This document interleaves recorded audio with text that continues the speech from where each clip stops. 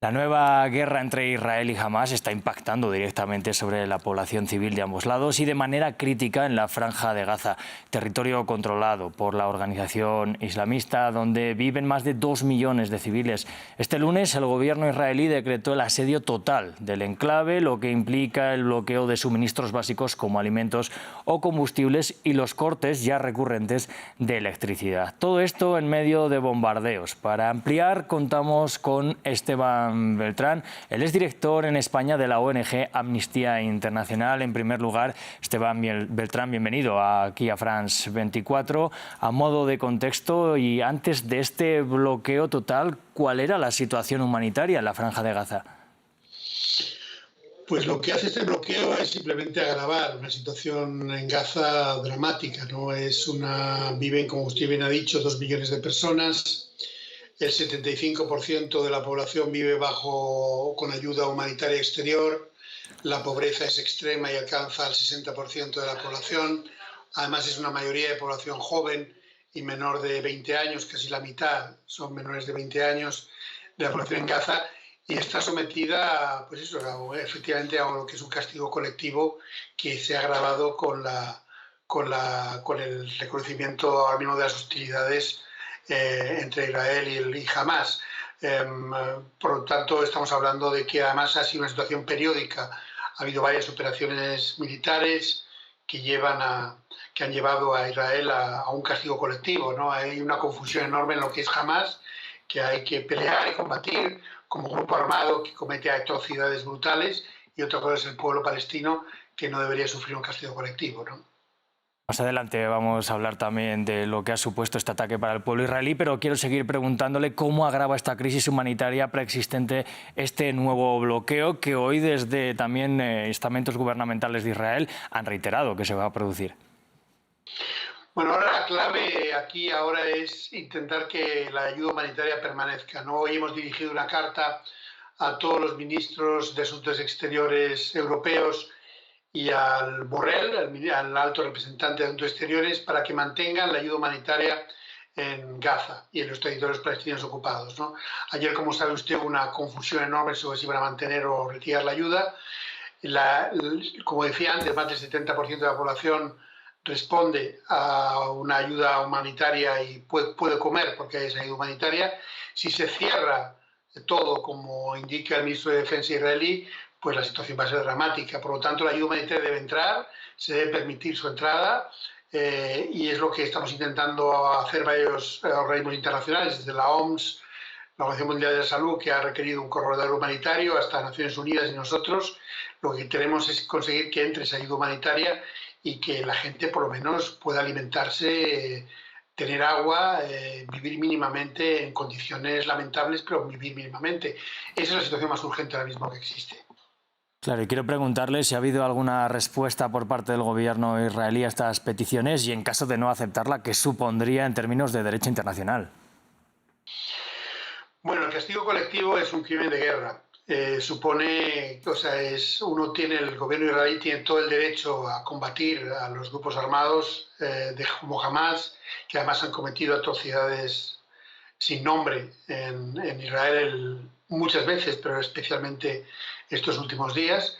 Pero no se puede castigar a todo un pueblo como un pueblo palestino, como encerrándolo a 2 millones de personas como si fueran culpables, encerrándolos en una franja muy pequeña de terreno, ¿no? Entonces esto, en términos de derecho internacional, es un crimen de guerra.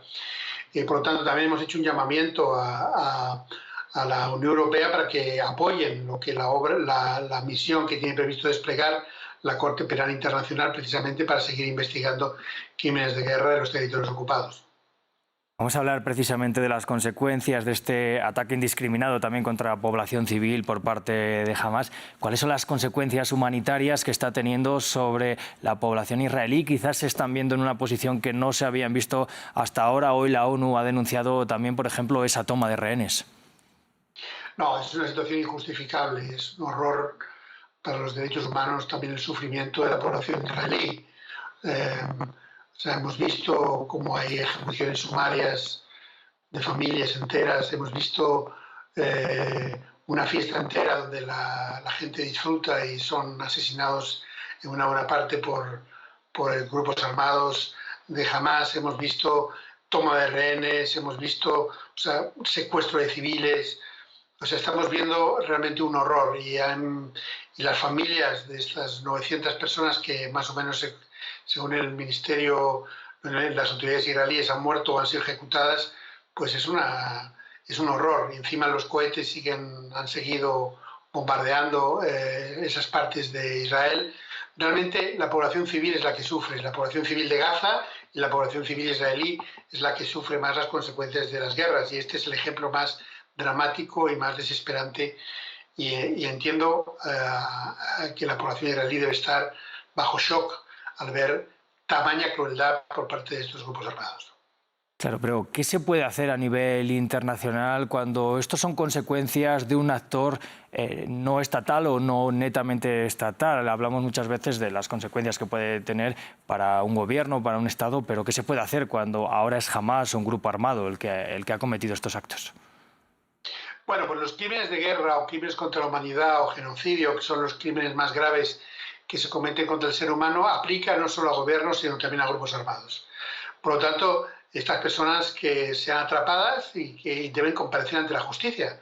Precisamente los crímenes más graves no solo se aplican a fuerzas de seguridad, sino también a grupos armados. Lo que hay que hacerlo, eso sí, es un marco de un juicio justo y se debe hacer respetando los derechos de todo el mundo. Pero claramente lo que cometió Hamás en Israel, tanto bombardeando los cohetes como el secuestro, la toma de rehenes, como atentados y ejecuciones sumarias, son crímenes de guerra y deben rendir cuentas y son perseguibles por el derecho internacional. Quiero aprovechar que hoy se celebra el Día Internacional de la Salud Mental para preguntarle cómo ha afectado a la gente de la Franja de Gaza este bloqueo permanente no solo durante este espacio de tiempo, sino durante años atrás.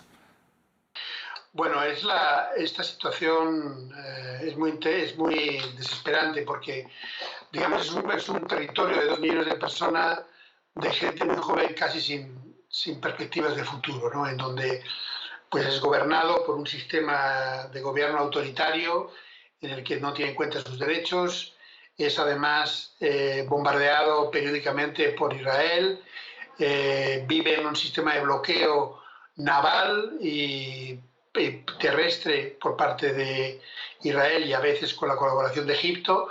Por lo tanto, es una cárcel, lo que se llama vivir en la mayor cárcel al aire libre del mundo, ¿no? Entonces, imaginen lo que significa esto para la salud mental, especialmente de jóvenes, como es la mayoría de la población en Gaza, ¿no? Es una situación realmente desesperada en donde además no existen sistemas propios de atención primaria desarrollados, no existen programas desarrollados de salud mental donde puedan tratar a la gente más joven.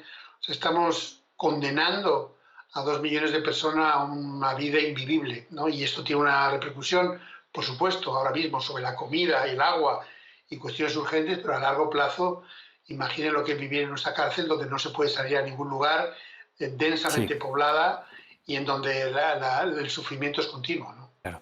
Esteban Beltrán, director en España de Amnistía Internacional, quiero agradecerle que haya estado hoy con nosotros aquí en Directo América de France 24. Un placer. Gracias a ustedes. Placer igualmente, y a nuestros espectadores les invito a que sigan con nosotros porque volvemos con más en unos segundos.